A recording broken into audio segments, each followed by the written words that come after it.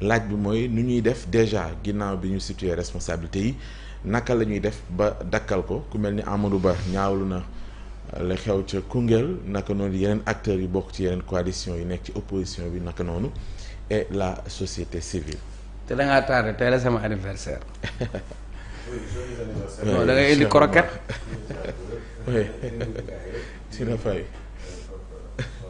dina fay. Pape Moussa Sow.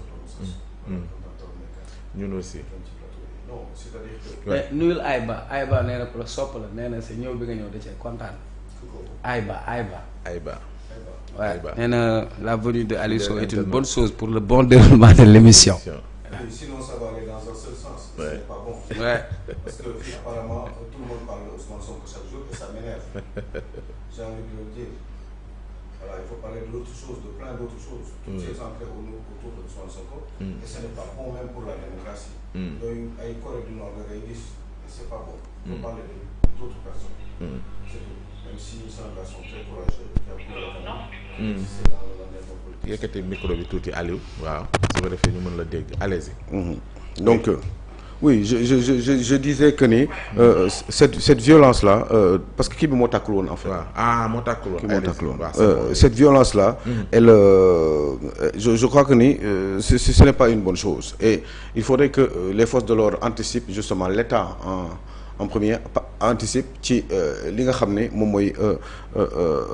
liggéeyam moom mooy muy prévenir justement pour que yu mel ni bañ di am te loolu waruñu toujours di xaar ba coow bari ba ay gaañ-gaañ am wala ñu agressé ay nit pour ñu doog ko def. Il faudrait que qu'il sache anticiper sur cela parce que il s'agit d'une campagne électorale les nerfs sont tendus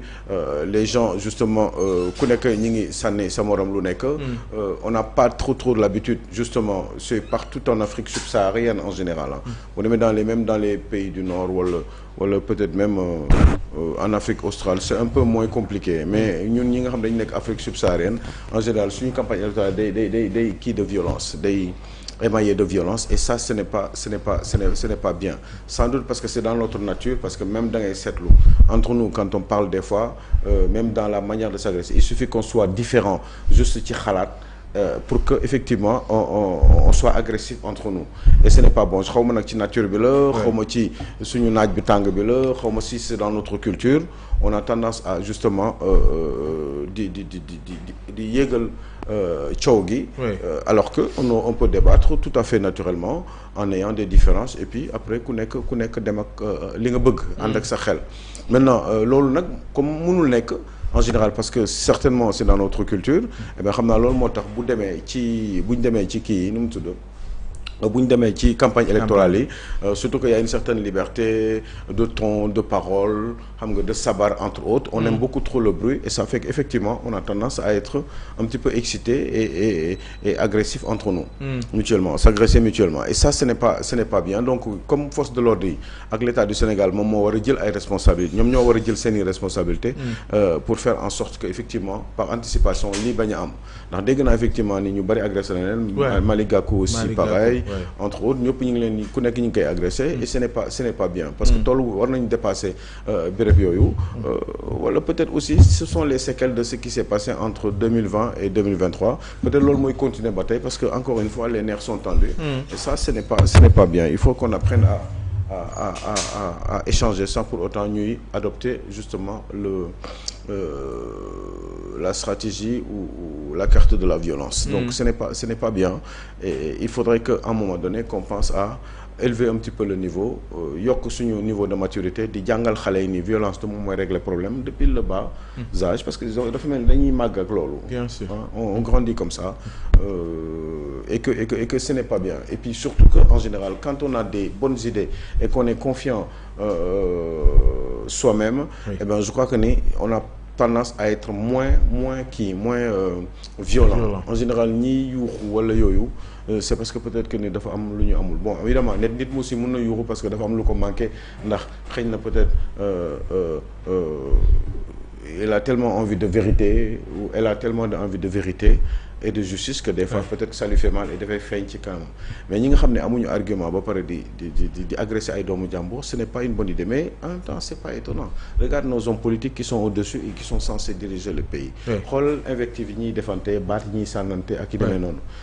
c'est pas de leur faute aussi parce que c'est de leur ça relève de leur culture ci yarin bi la ak ci màggaay bi la on s'aime on est bien on ne s'aime plus eh bien on se chamaille on s'entend on ne se critique pas et tout va bien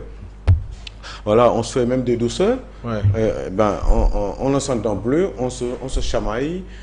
après ku nekk ak groupe am yooyu nag moom moo wàcc ci population bi et c'est comme ça que nous sommes dans ce pays là et à un moment donné il faudrait que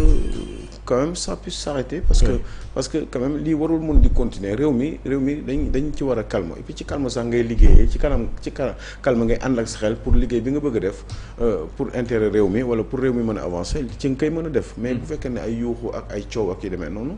dafa am ci homme politique yi xale yi nekk ci suuf aussi ñoom dañuy gis ni loolu xañ na peut-être wala poser un acte de violence ñu sepp la ci mbir mi yóbbu la fi mbaxane doone benn et puis def seen liggéey yaa ngi wax ni mën na sàppe li nga xamante ne mooy li am solo di débat de fond bi est-ce que depuis boobu parce que ñu ngi jëm pratiquement ci une semaine de campagne bi ñu ko ubbee ci dimanche beeg léegi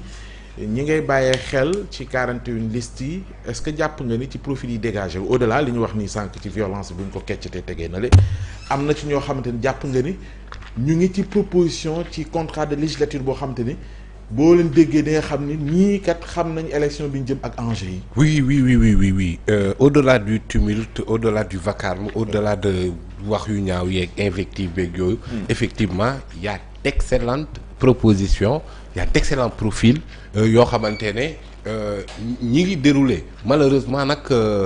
am na ci ñu ñuy dégg mais am na ci des voix moins sonores. tey gis naa benn coalition bu tudd ànd ak liggéeykat yi. waaw ànd ak liggéeykat yi. J'ai vu les ouvriers. transporteurs yi. Madana Kane. En fait je vois vraiment ñoo xamante ne malheureusement le poids électoral n'est pas là mais boo xoolee coow li muy bëri est-ce que du benn liste. finalement ci coow lu bëri deeg xeex beeg invective beeg saaga est-ce que du benn liste moo koy def. Même la liste de Amadou Ba on ne les entend pas ci yenn kii ñi ngi dérouler convenablement et de sa façon de s'opposer en tout cas pour le moment kon ci ay rien à dire d'autant plus que nekkul ci wax ju ñaaw xastewul saagawul voilà quoi mi ngi dérouler convenablement caravane mi ñu ngi dox léegi la coalition Pastef aussi qui draine beaucoup de foule mais aussi avec un discours boo ko attaqué wul épisode bi am démb à Koungheul boo ko mettre entre parenthèses mais ils sont en train de faire une excellente campagne avec des propositions de législature yoo xamante ne ci biir aussi da ngay